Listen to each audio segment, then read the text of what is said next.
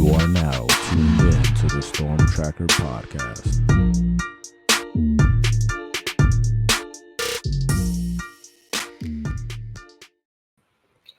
Welcome back to the Storm Tracker podcast. I'm Marcus Benjamin, representing for CanesCounty.com, part of the Rivals.com network. Make sure you subscribe to this podcast live from Canes County, and also subscribe to this YouTube channel, or rather the YouTube channel live from Canes County, and also subscribe to the podcast on all platforms. Today, I've got Steve-O representing for 365 Canes football and Raw 7-on-7. Joining me to talk a little Miami recruiting. He's fresh off of OT7 Nationals, and we wanted to get his opinion on who he saw out there and who Miami should target. So we'll get into all of that. But first and foremost, we want to talk about Timothy Merritt, the DB that committed to Miami this week. Steve-O, first and foremost, how you feeling? I'm feeling good. It's always nice when, staff makes the evaluation. They say, hey, everybody's on board with this guy. Let's push. Then, the kid gets the visit. He just obviously official visited last weekend, and then they get the commitment. So it's always nice to see that everybody was on board with this evaluation. Everybody had one mind on it, and then boom, we get the kid to pop. Just good juju. He's very versatile chess piece. I think he's going to play a lot of nickel, some deep safety for us.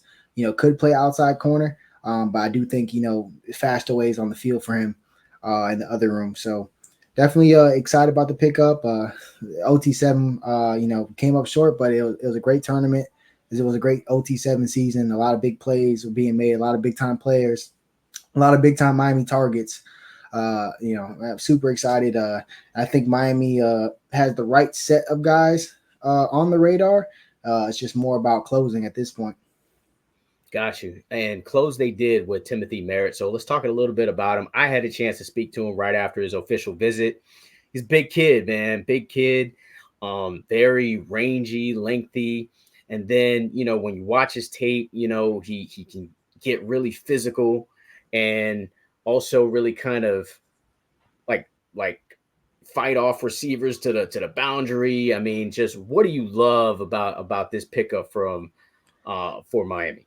Yeah, because he's 6'2", 185, and he plays like he's 6'2", 185. You know what I'm saying? He puts hands at the line of scrimmage. He's very feisty. He walls receivers off. He's going to push them to the sideline. You'll see a big hit here on a little swing pass. But this is a guy who covers very physical. And I think he's going to make a living inside the box. You'll see the long-term speed here, just a little stutter and speed release. So he's 6'2", 180, has wheel, straight line speed, which is going to be great for a corner, for recovery speed or a safety getting off the hash. But you'll see him shoot down on this flat route from the safety. That's why I think he's going to make a lot of money at. This guy makes impact plays. But here he is, and man, this is, against on the near side, one-on-one, just ran that hitch route for him, completely strapped, had that inside hand on the shoulder pad. That's exactly how they teach it, so you can use that hand to deflect. Perfect here. You'll see this speed here on the pick six. So I think that was him at deep third safety, shooting off the hash to the deep middle.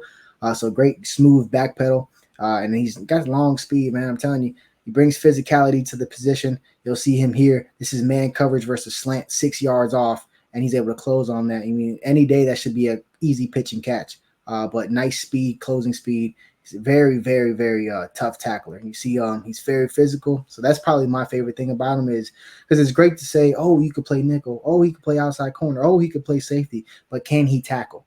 Because every single one of those positions are going to be put in man-to-man situations. And just like this, you might be like, oh, what's that on the highlight tape? He's giving up a 3-yard pass. Immediate catch and tackle. You live to fight another down. Nobody plays man more than us in the ACC. Absolutely. I mean, when you look at his tape, it seems like he could play basically everywhere. He could play nickel, play corner, play safety, but it seems like safety would probably be his position just because of how physical he is and how long and rangy he is. What say you? Do you think he's best at a safety, corner, or nickel? I intertwine safety and nickel because nowadays you're usually putting safeties in the nickel regardless. So I'm gonna say I think he's in the safety. He'll play safety here. Whether he plays the majority of the snaps in the nickel, we'll see. I do think he's able to, because at nickel, it's so you get so caught up in the passing game and the aspects of it. Yeah, we get a guy to cover those slash slots. They still have run reads, bro, like a will linebacker would. They have two gaps they have to account for plus cover. So it's a lot on their plate. So you want guys who could be physical enough to play and tackle in that box, and also, more and more tight ends are ending up in that slot. So you want bigger physical guys who can match up with tight ends. I mean, while new day age, you're seeing these fast, small, speedy slots. Like everybody got their own type of Ray Joseph. NC State's, has a really good one. I forget his name, but they have a really good one. Those type of guys. Yeah, exactly. But more and more likely, you're going to see big tight ends in there too. Every team has a receiving tight end. This ain't the 80s or 90s. Everybody got a tight end that can catch the ball. So that's going to be, something that I think he can maybe make a name for himself, because I do like his man coverage. So if he can get in there and cover man, like KJ Cloyd did for us last year tremendously, coverage on tight ends, man to man, I would very, very, very be intertwined or interested to see how he transforms at Miami. His body, maybe put on, I could see him 6'2", 200. That sounds good. 210 that safety, playing that nickel spot too. 205, that range, that sounds like a good combo, good vision for Merritt. Yeah, absolutely. Right now, Rivals has him as a 4-star, and I think he's every bit of a 4-star. Could maybe even challenge for a 5-star. We'll see how he finishes off his senior year in this 2024 season. But how is Miami going to finish off this 2025 class when it comes to DB? Because Merritt is the first one on the board. And I'm hearing that Miami could take as many as 5 DBs overall. And there's a bunch of DBs out there that, of course, Miami is interested in. Of course, one being 5-star DJ Pickett, who's scheduled to visit officially this weekend, along with the local 4-star CJ Ewald. Mark Manfred was visiting Coral Gables last weekend. You also have the two-way player Bryce Fitzgerald in there, as well as the USC commit.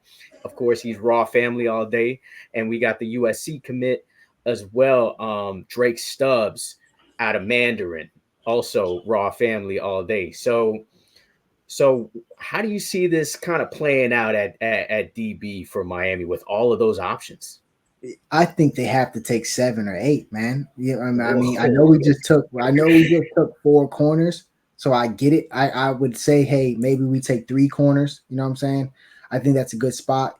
I think we're in a great spot for Ewald, one of the smoothest kids. I remember seeing him versus Edison as a freshman guarding Ray, and he didn't have one catch. It was explicit coverage job, and I've always been high on Ewald since, and he's always a performer. So I think we should do well there.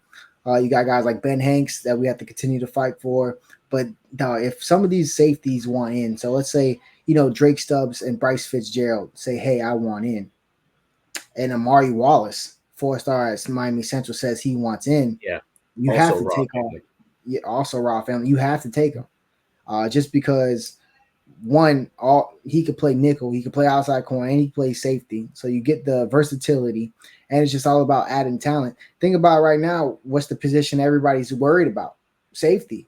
So if you have 3 high school studs saying, hey, I want in, what are you not gonna fix that weakness on your roster, or at least perceived weakness on that roster nationwide? And then cornerback, I feel like you could be a little bit more selective, yeah. But take 3, maybe 4 if the 4th one is a dude. But at safety, I mean, we need bodies there. We might have to rely on another freshman, Zaquan Patterson, to play heavy snaps there. And that's while that's great, problem to have. Hey, we have this 5-star we have to play.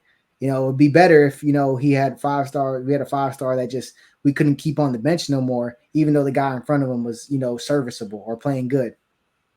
So I would think 5. Nah, man, I couldn't combine 5. I think we have to go at least 6, man. At least 3 safeties and then 3 corners. I mean, it's the biggest hole on the roster. We're gonna lose everything. I mean, Mish, that's a 1-year deal. He's a 1-year rental, man. So don't get too in. Jaden Harris will be a 3rd-year player unless he has like a Sean Taylor type season. I would assume he's coming back or hitting the portal or something like that. So we really have nobody.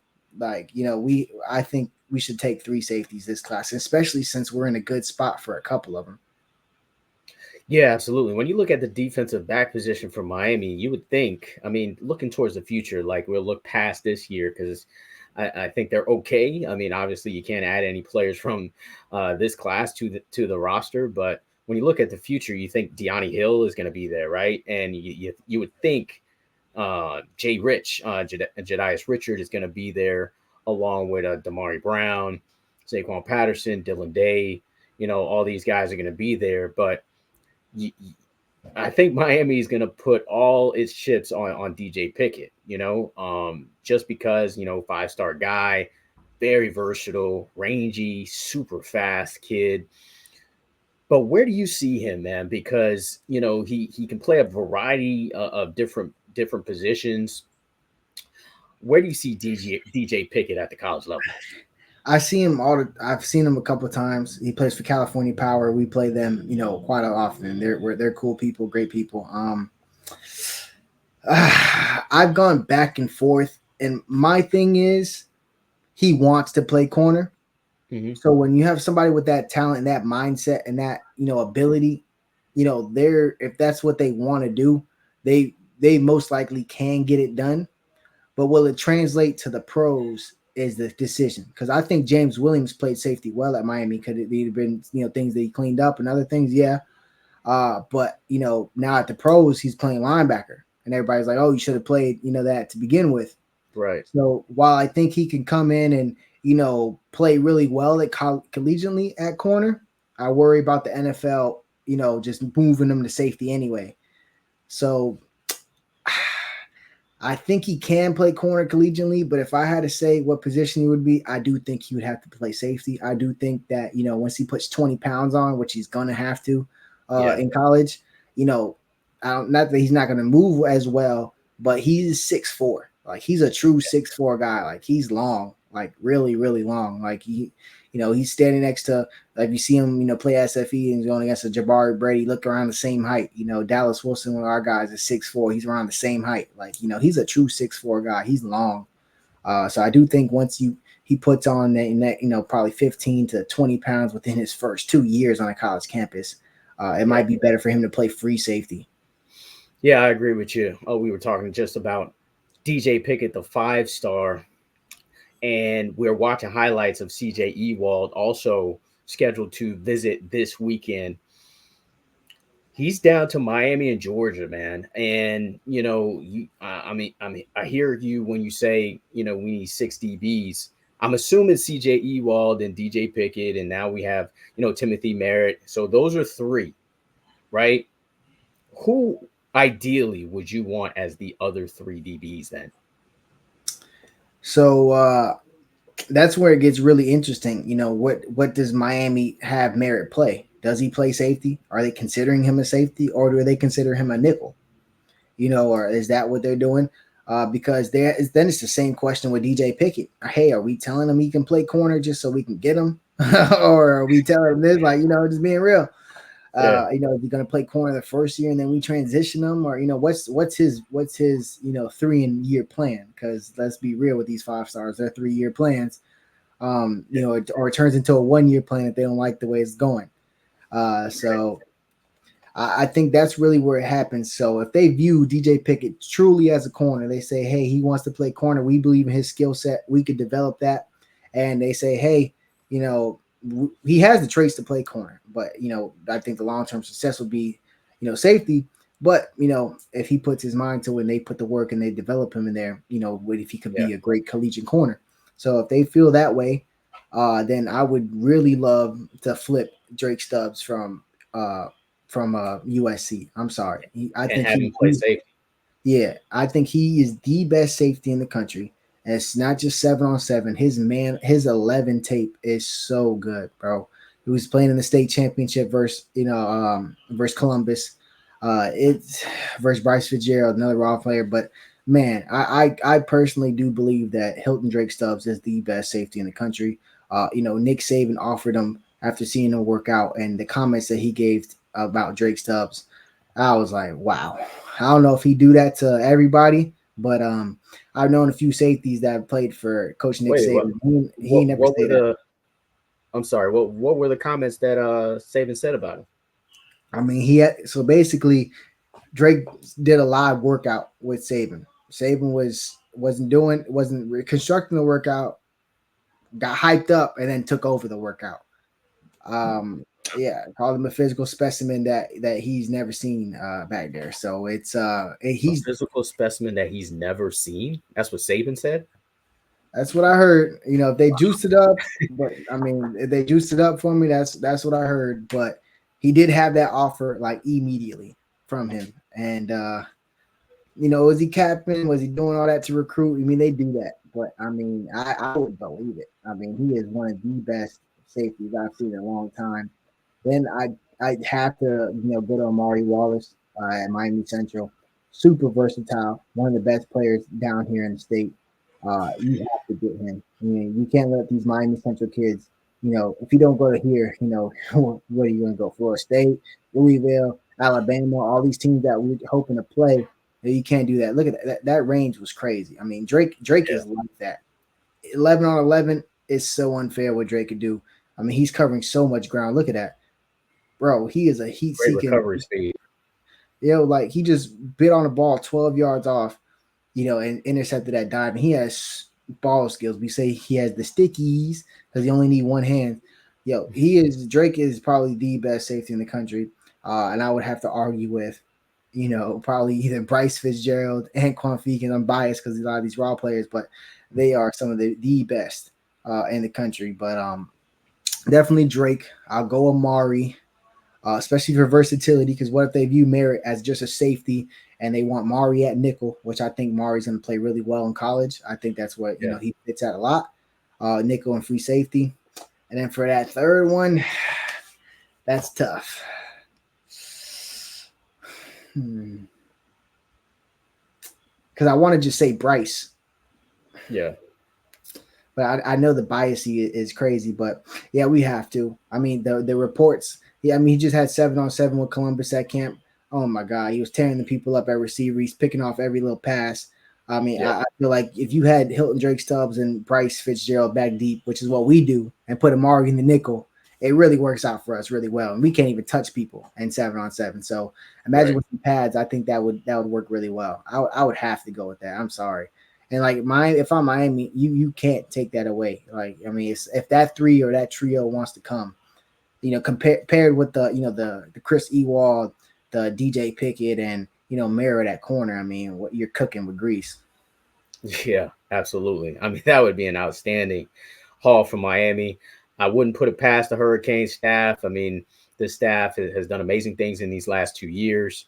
So we'll see if they can do it again and really kind of up that defensive back room who needs some bodies for the future of the program. You of course were at OT7 with Raw, and of course you're watching your guys, but you see other players out there as well. So when you were out there at OT7, it's the Nationals, best players in the country when it comes to 7-on-7, especially when it comes to skill guys as far as wide receivers and DBs. Who really kind of stood out to you and kind of told you in your head, like, Miami really needs to get this guy? There's one of them plays for our rivals, SFE, and that's Vernell Brown. I mean, every time I see him, he's probably one of the best players at these events. He plays both ways for them. I mean, he has juice. I mean, he has juice. I mean, if anybody ever says anything but Vernell Brown is a dude, they're hating. I don't care where that kid goes to college at. I'm gonna be watching. I think he's a dude. So that's somebody that I really want Miami to just close on and continue to recruit and do it. I know he just had his OV. Coach KB was doing the backflip with him. They're trying. They're doing everything they can, and I'm rooting for him because he is one of the best, if not best athletes I've ever seen. Especially since I started doing this 7-on-7 thing and training.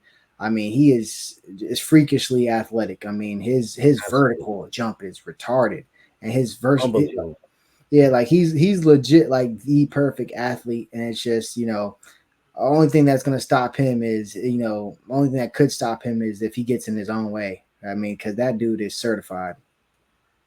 You have, a couple guys. He's one. There's one guy that he didn't come to nationals because his team didn't do it, but Keisean Henderson, the guy who committed to Houston, #1 athlete in 2026. I mean, oh my God, we call him Raccoon Hat because he always plays with a little raccoon hat on. I wish Miami would go after him. He wants to play quarterback, but if he wants to play receiver, corner, or safety, bro, Miami better be on him. Tell him he can play quarterback. I don't care. Just get him on campus. Yeah, I mean, that was an interesting one to kind of see him commit to Houston and to commit to Houston so early. I don't think that recruitment is anywhere close to done, to be honest with you. But I want to make my comments on Vernell Brown as well. I mean, that kid is just electric, man. He's just, I don't know. It feels like he's almost like a combination of a couple of players of maybe of the past. It's almost like he's a combination of Ray and JoJo to me. You know what I'm saying? Like he's got the sticky hands of JoJo, but he's got the speed as well, or the short area quickness of a Ray as well. But as far as athleticism, he may be better than both of them, because from what I've seen, just him as a defensive back, Steve-O, it's just like, wow, like the fact that he is able to lock down a receiver and then on the next series, he's out there catching bombs or catching like a short slant and taking it the distance. Vernell Brown is that dude. And, there's no, surprise that Miami's throwing whatever they have at him right now as we speak to see if they can get his commitment. Yeah, I mean, he scored on a post. The 7-on-7 fields are only 50 yards, so not long fields. Scored on the post, went back out there. They tried to throw a post on him, and he intercepted it. Just dive interception. So I was watching him live, and I was seeing him once live, and I was Battle Miami. It was early, so I only got to catch like one game. But I saw that one. I was like, okay, yeah, this guy's a dude. I mean, this dude, and he talking that trash too. So I always give points for that. I like that. Within there's a lot of craziness that goes on in OT7 with the trash talking.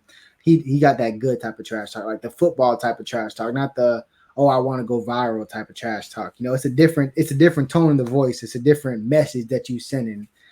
So I respect that about him as well. And he's definitely a dog, super dog.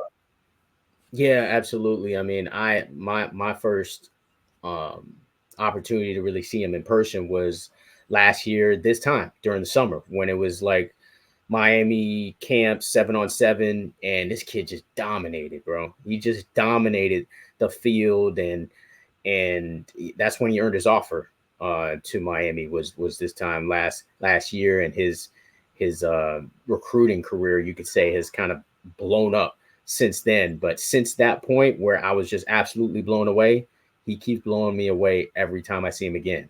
I saw him at the hotbed tournament. I saw him. We saw him there. He was lighting them up. Just lighting everybody up, man. And he does have that dog mentality, wants to continue to get better. Humble kid as well. When you speak to him, just a really humble kid, down to earth. He's exactly what you want on your college roster. So watching highlights of him from last season right now, you see that breakaway speed, and can cut on a dime as well. He's just an outstanding talent. We'll see if Miami does get him. But I do want to ask you, Steve-O, like there's a wide receiver has been an interesting recruiting cycle for the Miami Hurricanes. And like Miami's almost seemed like they're being very picky, like with who they choose to, bring in or allow to commit or that type of thing. Wade Charles decommitted from the program. I really liked him as a receiver. So Miami has options. Obviously, they want Vernell Brown, and obviously they want Jaime Ffrench, but there's also Dallas Wilson, one of your guys, and also Cortez Mills, who I absolutely love, another one of your guys. And this past weekend, they had Joshua Moore on campus, as well as Dalen Upshaw as well, who also has just an amazing tape to watch as well. I mean, you're a receiver guy, Steve-O. So who should they get? Like out of all of these great talents, and who do you think they end up with when it's all said and done? Yeah, I think they have to do everything in their power to get Vernell Brown. I don't know where they put him at the board. They got to shoot their shot for him. Does it happen? I really don't know. I'm not really the pessimistic type, but he's not one of our kids, so I don't really know too much about his recruitment. But what from I do hear, Miami, has a lot of work to do, this weekend or this week midweek visit. So we'll see how that goes. But I do think you just can't stop trying. He's too good of a talent. Dallas Wilson, 5-star receiver committed to Oregon. I do think we have better traction there. The appeal of staying in state is definitely growing as he's getting closer and closer. Actually having to just move out to the middle of nowhere and Eugene, Oregon. But Oregon's recruiting the hell out of him. So it's going to be a fight. He'll be coming in this weekend to visit. He was supposed to visit last weekend, but we had OT7 finals. That was in Tampa. That's his city. It meant a lot to him. He wanted to be there. So rescheduled for this weekend. Everything was smooth. Obviously they didn't want him to visit. He's still going through with the visit, so that's a good sign. It's great here with the official because now more family can come. So definitely a great spot for Dallas Wilson. I think Coach KB has done an excellent job. Coach KB, I've seen him, multiple times with Dallas, always on him about, his routes and this and that, and like constructive, what I'm saying? And a lot of coaches are scared to say stuff and do stuff like that. They think they're going to push away, but I feel like they just generalize kids. Like Dallas is a kid who's so eager to learn and trying to get better and wants to get better. So I think that's the type of kid that you want in the room, just as a personality, like Restrepo's like that, Jacoby's like that, people who they don't just rep it until they get it. Like they rep it till they can't get it no more. That type of guy. And I think we have a better chance with Dallas. I think we just have to keep, chugging away. Super family oriented, unfortunately lost his mother. He's super family oriented. So we have to, feel like family and, hopefully that, gives us a little bit of an edge, but I know they're trying hella hard and I would too. Yeah, absolutely. I mean, wide receiver in the state of Florida, pretty much all Florida guys that I kind of named, except for Upshaw. I mean, just the talent is just immense down here, and Miami does have the advantage of just kind of being in South Florida. And, now with the offense, it's really wide receiver friendly. And, these wide receivers see that. They see the opportunity. They see the stats that Xavier Restrepo and Jacoby George put up in the past year, and they feel like they can be that. They can replicate that. So it'll be very interesting to see which wide receivers they indeed settle on. I think they're in a really good spot with Josh Moore. I think they have a really great opportunity with Dallas Wilson. Yeah, I love Josh Moore. I would 100%. If you ever seen him live, there's stuff he did his sophomore year that I've never seen before. And I've seen a lot about that catch, right? That catch that went viral. Yeah, was crazy. Yeah. Joshua Moore, I know Canes fans, he's a quieter name, but bro, his offers are all committable. I could go through his list right now. It don't matter who's on there. I bet he can commit because Georgia wants his commitment. So I'm telling you right now, that's a dude that we would be good if we could land him. Absolutely. I think from what I gathered from him, it seems like it's Miami who's leading right now, but he's going to Florida State, who definitely wants him, and then Georgia. I think it's down to those three schools, and I think Miami. The only bad thing about Miami is that they don't have the last visit. That was the only part of it that kind of makes you a little nervous about it. But if they did have the last visit, I would say it's a lock right now. But right now, who knows? Because Georgia has an opportunity to impress them, and the Seminoles do as well. So we'll see how it all shakes out. Yeah. Then we got Cortez Mills, 4-star receiver at Homestead, probably one of the best 50-50 ball catchers in the country. Just a very, very good neck and very good body control, strong hands through contested catches. I mean, Cortez is a monster. I mean, I really think we should take 4 receivers.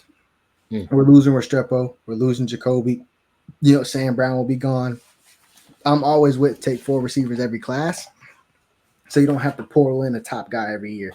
You know what I'm saying? Take 4 and let's develop one of these guys into a top class. You bring in a class with Dallas Wilson, Cortez Mills, Joshua Moore, and then maybe a Vernell Brown or Dylan Upshaw or Tyler Williams who visited last year, who has the straight line speed that we really actually need in the room. To be real with you, so there's a lot of options. So you can't look at us and tell us we need a portal guy. Nah, somebody in this room got to go out there and catch some damn footballs. So I'm with the take 4 receivers always, just because receivers are also the first people to hit the portal. We kind of have that reputation as divas, not getting the ball. A lot of things have to go right. Offensive line, a lot of things got to go right.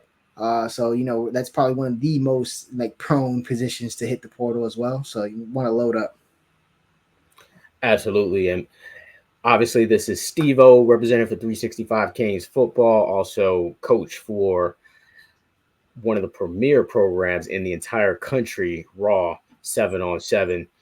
Thanks for joining me today, man. I really appreciate you. Hopefully we can see you again, and make sure you check his review of Timothy Merritt on CanesCounty.com.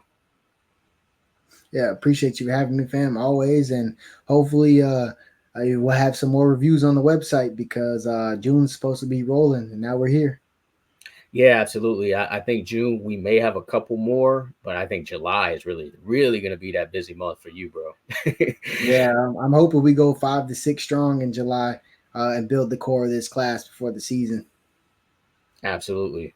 Hoping to see that as well. Make sure you follow this podcast on all platforms. Also, make sure you subscribe to this YouTube channel live from Canes County. Most importantly, subscribe to the website, CanesCounty.com. Use the promo code Miami30. Until the next episode.